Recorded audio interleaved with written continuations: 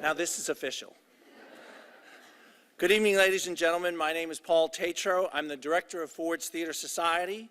On behalf of the Board of Trustees and everyone at Ford's Theater, I want to welcome you to this special event, a talk with James L. Swanson, author of the newly published book, End of Days, The Assassination of John F. Kennedy.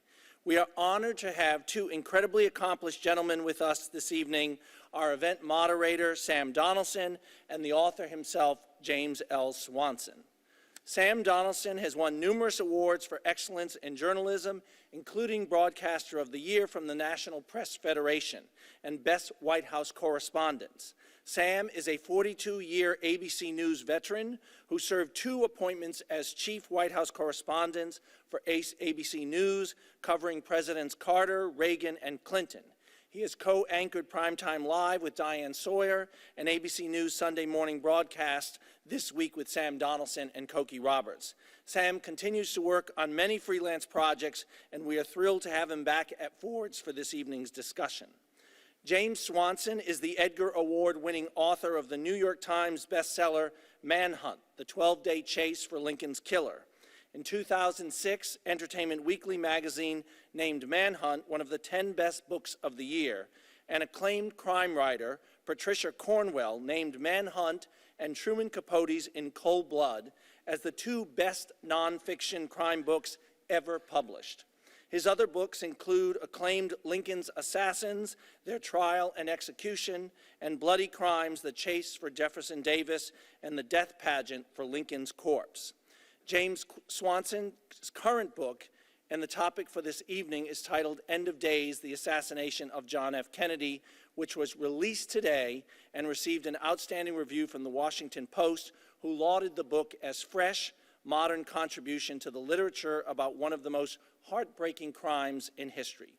We are fortunate to have both James and Sam on Ford's Theater's Advisory Council, and it is my great pleasure to introduce 2 such distinguished talents. Please join me in welcoming Sam Donaldson and James L. Swanson. Thank you, Paul.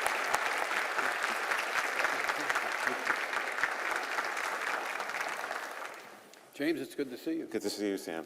You know, for several generations of Americans, people here, I'm certain, including mine, that the assassination of President Kennedy was the most shocking, horrifying, grief-stricken day of a public event in my life.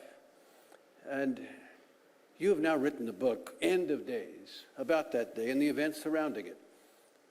James, there are, I don't know how many books, in whole or in part, about the assassination of the president. Why did you decide to write this book?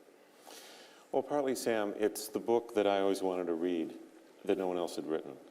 That's why I wrote the Manhunt book about the Lincoln assassination. I wanted to write a thrilling, accurate, day by day, moment by moment, hour by hour, and even second by second account of what happened this day. I think this is the saddest, most incredible story in American history. Shakespeare couldn't have written this. This is the great American tragedy.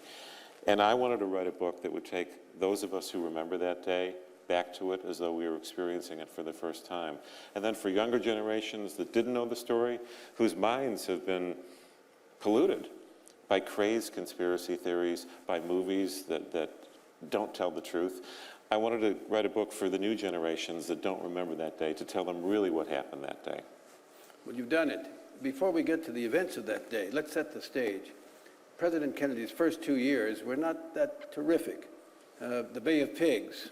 He met Khrushchev in Vienna, and Khrushchev mauled him. Kennedy told James Reston of the New York Times, "Beat the hell out of me." And then, of course, the Berlin Wall, which stemmed from that. Then Khrushchev thought he could put nuclear-tipped missiles in Cuba. But after Kennedy successfully negotiated the Cuban Missile Crisis, things turned for him, didn't they? And I'm intrigued by the fact that you say in the fall of 1963, his marriage was better than ever. He and Jackie seemed to be more in love, right? I think so. The secrets have all come out now that none of the American people knew in the 1960s. Kennedy, the women, we know all their names, from Audrey Hepburn to the 19-year-old intern, Mimi Alford, who wrote that book. Jackie knew about it. She knew who he was before she married him, but she accepted it. There were rumors that they came close to divorce once early in the marriage, but they stayed together. I think one thing that brought them together in the summer and fall of 1963 was the death of their newborn son, Patrick, who lived less than 2 days. Jackie and the president were devastated. Something about that loss, and she had already given birth to a stillborn daughter before that boy died. Something about that loss did something to them, I think. It brought them closer. She agreed to campaign with him for the election of 1964. Dallas was just the beginning. She told him, "I'll go anywhere with you." And other evidence suggests that they were viewing their marriage and each other in a different, closer way. And they were having a great time on this trip to Texas. She agreed to go to Texas because the factions of Lyndon Johnson and Ralph Yarborough, the liberal senator, were at each other's throats. And Jack Kennedy needed Texas again. He wouldn't have been elected in the first place if he hadn't gotten it. So they went to Texas, they went to Houston, they ended up in Fort Worth the night before, on the 21st of November. And on the 22nd of November, as they were talking in the bedroom, he said something that I found eerie. Yes. Well, the night before, they arrived in Fort Worth, and they'd come from Houston close to midnight. And now they're in the hotel room in the morning, and the president looks at a newspaper. It's the Dallas paper. He's reading it before he flies there. And there was a full-page ad welcoming him to Texas. And he looked at it and thought, oh, well, they're welcoming me. This is great, because he'd been having a good trip in Texas so far. The 21st went great. Hundreds of thousands of people, motorcades in several cities. Then he read the ad, and it was a 12-point list of attacks against him for being a communist, a socialist, for causing the deaths of American soldiers in Vietnam. The ad even attacked Bobby Kennedy. And JFK said, "Jackie, will you look at this? We're flying into nut country today."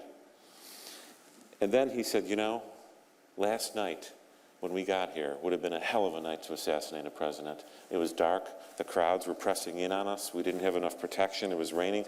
A man could have had a pistol and a briefcase and shot me and ran away into the night and escaped." Then he paused. He said another thing. "Nothing could stop a man with a rifle in a tall building from shooting me. Nothing could stop it, so why worry about it?" A few hours later, that's exactly what happened. He was a fatalist throughout his life. He believed he would probably not live a long life. He used to tell friends, "Live every day like it's your last." He was almost killed in World War II. He almost died from surgeries and disease. His favorite poem was by a Harvard graduate who was killed in the First World War. Yes. "I have a rendezvous with death." At bed, at night, he would ask Jackie to read that poem aloud to him. "I have a rendezvous with death." It's an interesting poem for a man in his 30s and 40s to want to hear. He had the rendezvous. There was a man with a rifle who could shoot him, and did. Who was this man? Who was Lee Harvey Oswald? Well, on the surface, Lee Harvey Oswald was a 24-year-old man, lifelong loser, malcontent, high school dropout with delusions of grandeur, minimum wage jobs that he could never keep. Joined the U.S. Marines at age 17. His brother had been a Marine. Served about 3 years.